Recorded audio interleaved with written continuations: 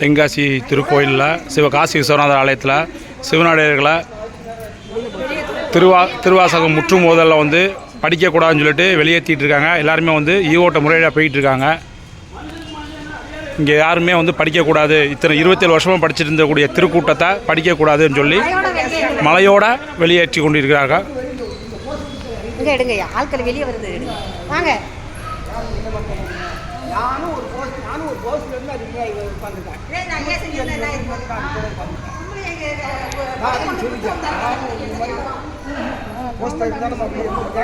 சும்மா வந்து விட்டாங்க.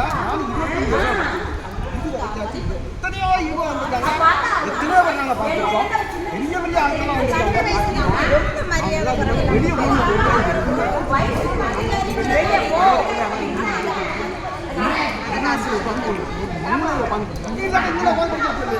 சிவனாலயத்திலேயே திருவாசகம் முற்றுமோதலுக்கு படிக்கக்கூடாது என்ற கலியுகத்தினுடைய நிலை.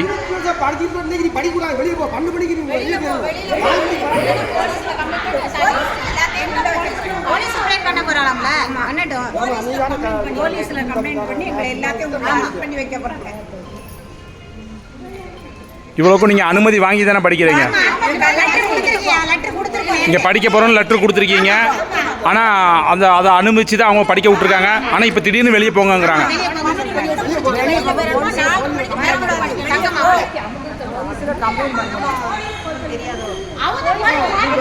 அந்த ஈஓ அம்மா வந்து இங்க ஏதாவது பேசுனாங்களா? மரியாதையை பேசுனாங்க, தரக்குறைவா பேசி மதிப்பு இல்லாம பேசுறாங்க. ஐயா ஒரு குருவா இருக்கும் ஐயா, வயசுக்காவது மரியாதை கொடுக்காண்டம்மா. ஒரு 75 வயசு மனுஷன் ஒரு குருவா இருந்து எங்களுக்கு நடக்குது. கோயில வீவோ உட்காந்து கொடைய கொண்டு வயிற்றுல குத்த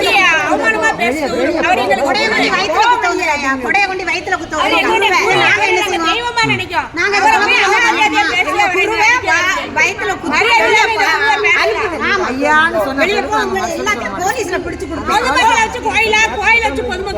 பொதுமக்கள் இல்லைன்னா எல்லாரும் வெளியே போய் சொல்லிட்டா யார் சாமி கூட உள்ள வர முடியும்? யார் சாமி கூட உள்ள வர முடியும்? சப்பா மட்டும் உட்காந்து கும்பிட்டுருமா? யார் பொதுமக்களை காக்கதாங்க? உங்களை யார் உள்ள விட்டா? பொதுமக்களை கும்பிடுறதுக்கு தானே தெய்வமே உருவாக்கி விட்டாங்க. போலீஸ் கம்ப்ளைண்ட்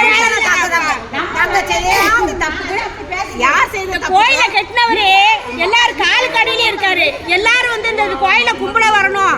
இந்த கோயில கும்பிட வரவங்களுக்கு தான் பாதை அவங்க பாதம் பண்ணிக்கிட்டு கோயில காலுக்கு அடியில இருக்காரு. இந்த அம்மா நேற்று பதவிக்கு வந்துட்டு இப்படி பேசுவோம்.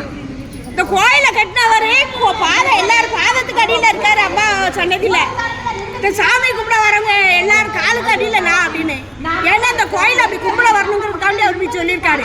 இந்த அம்மா வெளியே போங்கன்னு கேட்க நேரத்தை பதவிக்கு வந்துட்டு இந்த அம்மாக்கு அப்படி என்ன கலெக்டர் பதவி எனக்கு தெரியல.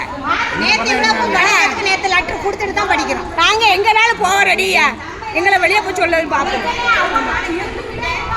பராக்கிரம மன்னியர் எல்லாரும் கால் கடியில் இருக்காரு. கோயில கூட வரவங்களுக்கு அடிமை இல்லை. அந்த அம்மாவுக்கு என்ன தெரிஞ்சது? என்ன கோயிலுக்கு அந்த அம்மா பதவிக்கு வந்தது? எல்லாருடைய கால் கடியில கிடக்கு. பராக்கிரம மன்னியர் யார்? எல்லாரும் காலுக்கு அடியில நான் இந்த பாடுபடுத்துறீங்க என்ன அர்த்தம்?